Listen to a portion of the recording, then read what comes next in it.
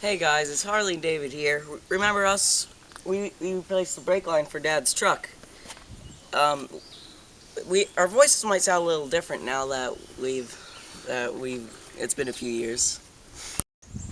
But it's really us. And guess what? Those brake lines are still good. So I don't really care what all you guys say. It's been almost 2 years and Dad still hasn't had a problem with his brake lines. But today we have another challenge for Dad's truck. We have to replace his transfer case.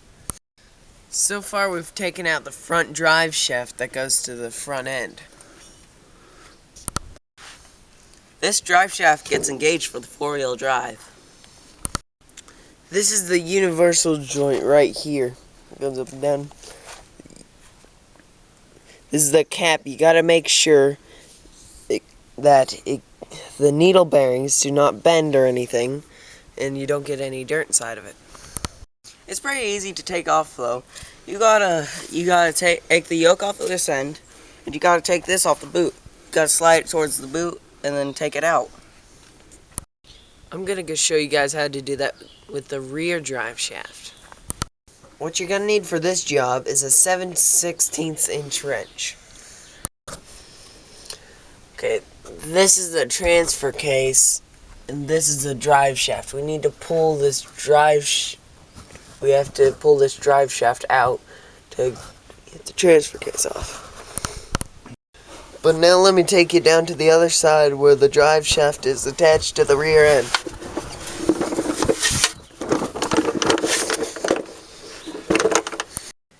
This is the yoke. You can already see how I've started taking the bolts out of the clamp on the yoke. So once we get all these bolts out, we're going to need to use a pry bar and take it out the rest of the way.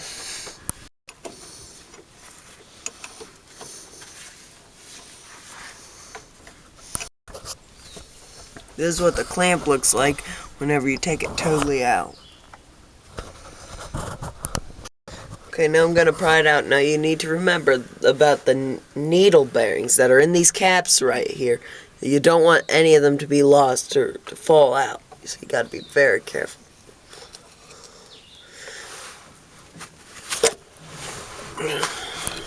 I just pried these out, and these are the caps that we were looking at. Right here and right up here.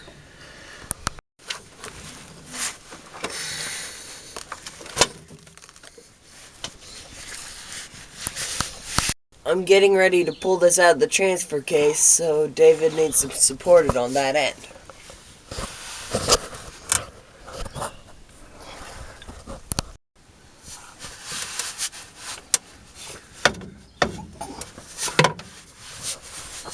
There we go.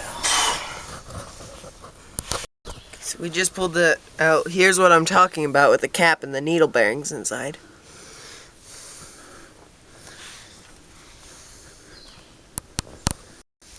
This whole thing weighs about 15 to 20 pounds. What you're going to have to do is unscrew this and take the oil pan to get all the oil out. And herein lies the root of Dad's problem.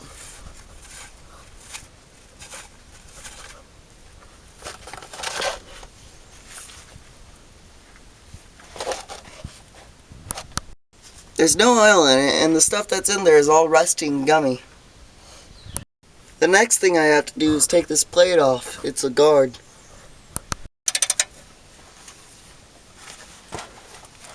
Well, taking this off, the problem is that it's making a clanky sound while he's driving. So it's probably ruined. So we need to replace it. That's the reason why. The reason why we know it's not the transmission is because it still goes into gear forward and reverse. By the way, this is a 15mm socket.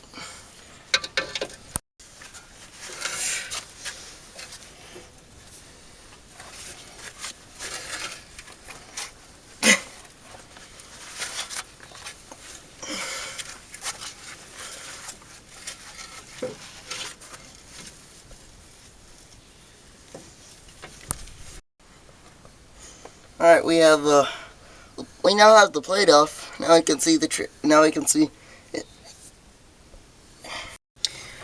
You'll see on our transfer case, there's always a sticker. Right, we have a 246 GM. We had to clean off some dirt to see it though. But it's important that you get the right transfer case for the right vehicle. Okay, the objective is to take this motor mount out so that we can drop this transfer case so that we can get up on top where there's more bolts up there that we have to unscrew to take this out. Okay, to take this motor mount out, we're going to need a jack, a 15mm deep well socket, a 15mm short well socket, and maybe a couple blocks so that we can take these screws out here and these screws out up here. While it's up here, I'm going to break the ones loose that I can reach right here and right here.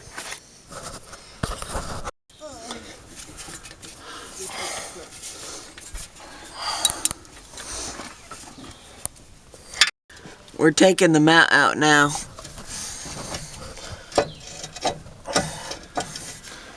So, there we go. We took the bottom bolt out of the transfer case. Now we're gonna lower it down and take out the rest of them. When we let down the transfer case, it's going to rest on this cross member here.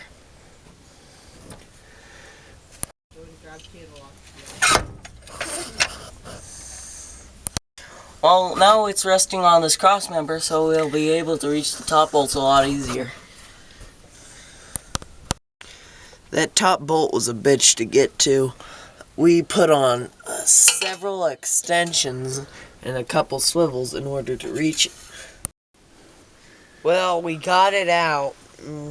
We lowered it down with the jack. This is the top bolt that gave us so much trouble. We needed a 15mm flex head wrench.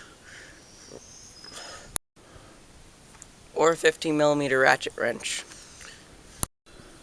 But you're gonna have a lot easier time getting the wrench in there. Unfortunately, we pissed that off and cut a hole in his floor. Come here and check this out.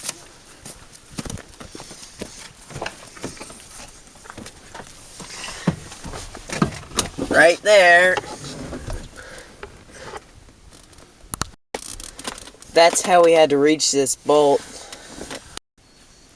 Well, they usually range from around like $1,200. So, but we found a good deal from a junkyard, so we're gonna put one in from a junkyard. That'll be on our next video.